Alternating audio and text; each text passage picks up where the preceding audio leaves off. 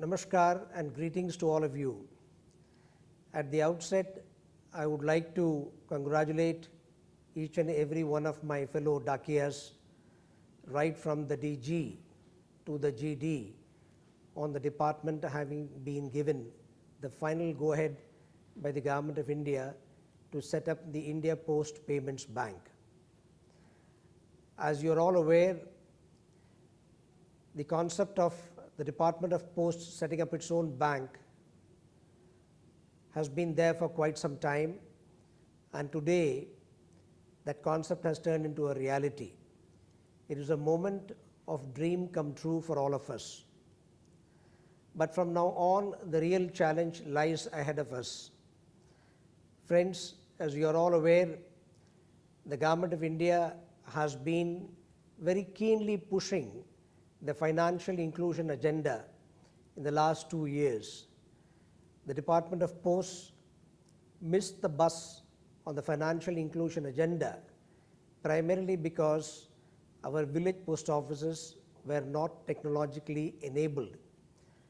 But with the permission to set up the payments bank having been given to us, the department has an opportunity before it to get into the financial inclusion bandwagon.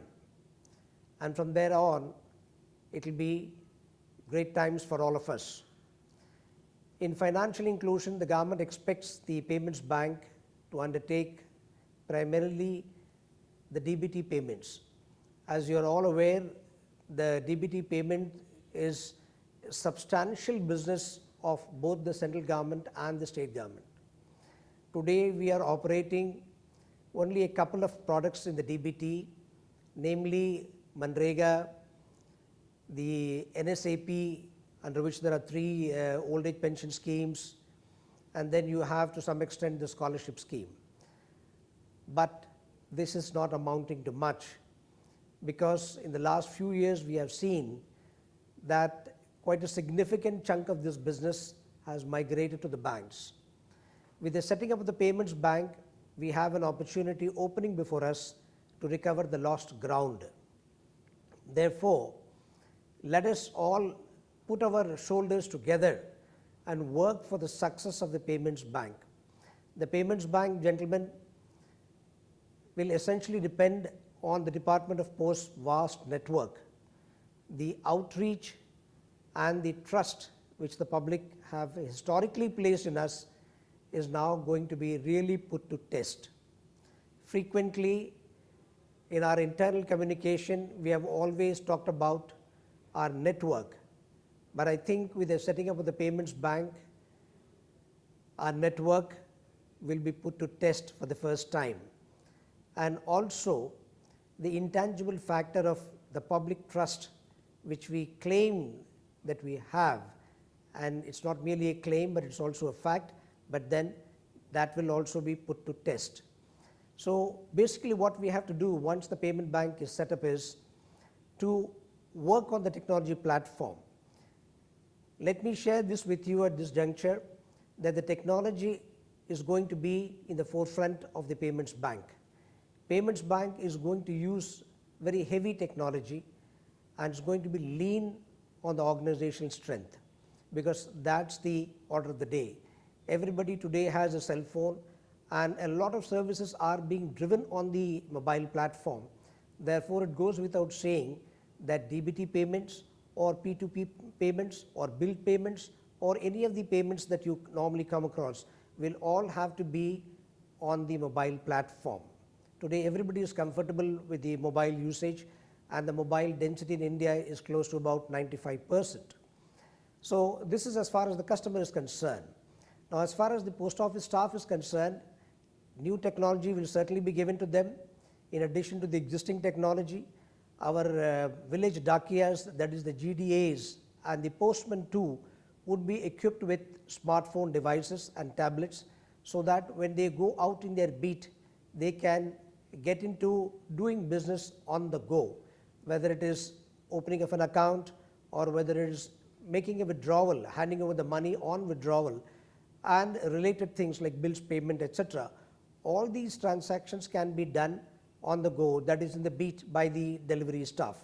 So that's the kind of a vision that the India Post Payment Bank has. In addition to driving the the savings bank operations and making all these payments, India Post Payments Bank will also have the opportunity, for the first time perhaps, to deal with a variety of third-party products. When I say third-party products, it would mean that we can sell insurance products, particularly non-life insurance products, for which there is a huge market in the field of health insurance and agriculture insurance, livestock insurance, crop insurance, and what have you. So there's a whole possibility opening up altogether for us. And then we have the mutual funds, then the debt equity instruments, then forex, then even acting as point of sale for the credit disbursement of the commercial banks, recovering the EMIs, and so on and so forth. All these third-party products will essentially be fee-based. So the revenue will come from the fee that we can earn out of the services rendered for the third parties. And in DBT, of course, we will be getting fairly good commission from the Government of India and the state government for the services rendered for them.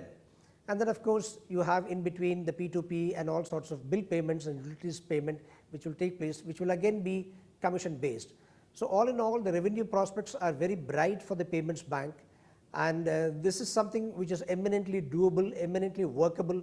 The market is waiting for us to come to them with this product, and so all we have to do is to get together, work like a team, and work like Virat Kohli's and Dhoni's and the other great players that we have in a team. So this is essentially teamwork, my fellow dakiyas. Let us demonstrate to this country that India Post is alive and kicking, and we have the ability to reinvent ourselves to be of relevance to the society. Thank you very much.